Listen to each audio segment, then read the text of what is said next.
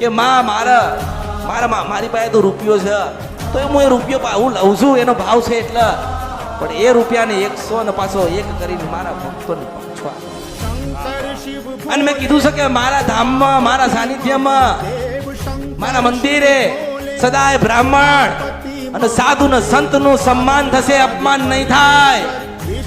કારણ કે મારી એક નાત છે, મારો સંપ્રદાય છે, અને હું તો મેલડી છું.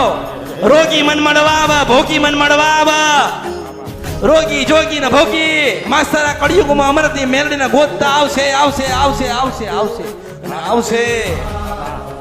અને મેં કીધું છે કે દેશ નહીં પરદેશ હોય, જ્યાં મારા ભક્તો હોય, જ્યાં યાદ કરે ત્યાં હું મેલડી આવું છું.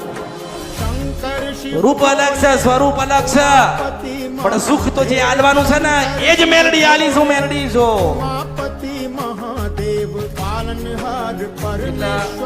થોડી ધીરજ રાખજો, થોડી પ્રતીક્ષા કરજો. ધીમે ધીમે